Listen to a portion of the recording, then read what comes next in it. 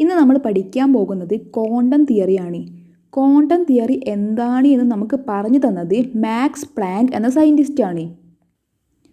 Quantum theory മനസ്സിലാവണമെങ്കിൽ നമുക്ക് basic ആയിട്ട് radiation എന്താണ് എന്നറിയണം.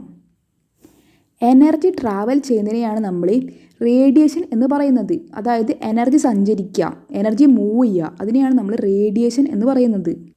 സാധാരണ എനർജി മൂവ് ചെയ്യുക വേവിൻ്റെ രൂപത്തിലാണ്. അപ്പോൾ മനസ്സിലാക്കി വെക്കുക, റേഡിയേഷൻ എന്ന് പറഞ്ഞാൽ എന്താ? ഒരു വേവാണ്. നമ്മുടെ ഈ ആറ്റംസിനും മോളിക്യൂൾസിനൊക്കെ റേഡിയേഷനെ അല്ലെങ്കിൽ വേവിനെ അബ്സോർബ് ചെയ്യാനും എമിറ്റ് ചെയ്യാനും പറ്റും. ഇപ്പം ഈ ഒരു ആറ്റത്തിൻ്റെ അടുത്തേക്ക് ഈ ഒരു റേഡിയേഷൻ വരികയാണെങ്കിൽ അല്ലെങ്കിൽ ഈ ഒരു വേവ് വരികയാണെങ്കിൽ അതൊരിക്കലും എന്ത് ചെയ്യൂല, ഈ ഒരു റേഡിയേഷനെ ഫുള്ളായിട്ട് അബ്സോർബ് ചെയ്യില്ല.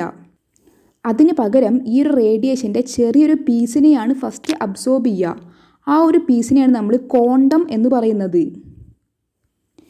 ഇനി ഈ ഒരു ആറ്റം ഒരു റേഡിയേഷനെ എമിറ്റ് ചെയ്യുകയാണെങ്കിലും ചെറിയ ചെറിയ പീസായിട്ടാണ് എമിറ്റ് ചെയ്യുക, അല്ലെങ്കിൽ പാക്കായിട്ടാണ് എമിറ്റ് ചെയ്യുക. അതിനെയാണ് നമ്മൾ ഒരു ക്വാണ്ടം, ആ ഒരു ചെറിയ പാക്കിനെയാണ് നമ്മൾ അല്ലെങ്കിൽ ചെറിയ പീസിനെയാണ് നമ്മൾ ഒരു ക്വാണ്ടം എന്ന് പറയുന്നത്. അപ്പം ഓർത്ത് വെക്കുക, ആറ്റം ഒരു റേഡിയേഷനെ അബ്സോർബ് ചെയ്യുമ്പം ആ ഒരു റേഡിയേഷനെ ഫുള്ളായിട്ട് അബ്സോർബ് ചെയ്യില്ല. അതിന് പകരം അതിനെ ചെറിയ പീസ് ആക്കിയിട്ടാണ് അബ്സോർബ് ചെയ്യുക. അങ്ങനെ അബ്സോർബ് ചെയ്യുന്ന ഒരു ചെറിയ പീസിന് നമ്മൾ പറഞ്ഞ പേരാണ് ക്വാണ്ടം. ഇനി ഒരു ആറ്റം ഒരു റേഡിയേഷനെ എമിറ്റ് ചെയ്യുമ്പം ഇതുപോലെ ഫുള്ളായിട്ട് എമിറ്റ് ചെയ്യില്ല. ചെറിയ ചെറിയ പീസായിട്ടാണ് ആ റേഡിയേഷനെ എമിറ്റ് ചെയ്യുക. അങ്ങനെ എമിറ്റ് ചെയ്യുന്ന ചെറിയ പീസിന് പറഞ്ഞ പേരാണ് ക്വാണ്ടം.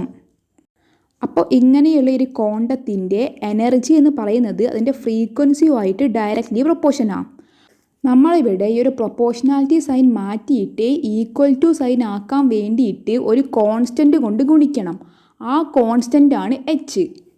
എന്ന് പറയുന്നത് പ്ലാങ്ക്സ് കോൺസ്റ്റൻറ്റ് എന്നാണ് അറിയപ്പെടുന്നത്. അപ്പോൾ നമ്മൾ ഇത്രയും നേരം എന്താ പറഞ്ഞുകൊണ്ടിരുന്നത്? ആറ്റംസും മോളിക്യൂൾസും റേഡിയേഷനെ അബ്സോർബോ എമിറ്റോ ചെയ്യുമ്പം ഫുള്ളായിട്ട് അബ്സോർബോ എമിറ്റോ ചെയ്യില്ല. അതിന് പകരം ആ റേഡിയേഷനെ ഓരോരോ ചെറിയ ചെറിയ പീസുകളായിട്ടാണ് അബ്സോർബ് ചെയ്യുക. ആ ഒരു പീസിനെ നമ്മൾ പറഞ്ഞ പേരാണ് ക്വാണ്ടം. ആ ഒരു ക്വാണ്ടത്തിൻ്റെ എനർജി എന്ന് പറയുന്നത് ഫ്രീക്വൻസി വഴി ഡയറക്റ്റ്ലി പ്രൊപ്പോർഷനാണ്. അതാണ് എച്ച് ന്യൂ. സോ നമ്മൾ ഈ ക്വാണ്ടം തിയറി അത്രക്കും ക്ലിയർ ആയിട്ട് പഠിച്ചിരിക്കണം. കാരണം നമ്മൾ ഫോട്ടോ ഇലക്ട്രിക് എഫക്റ്റ് ഒക്കെ പഠിക്കുമ്പം അതിൻ്റെ ബേസായിട്ട് വരുന്നത് ക്വാണ്ടം തിയറിയാണ്. ഞാൻ എക്സ്പ്ലെയിൻ ചെയ്തതിൽ നിങ്ങൾക്ക് എന്തെങ്കിലും മനസ്സിലാവാത്തതുണ്ടെങ്കിൽ കമൻറ്റ് ചെയ്യാം.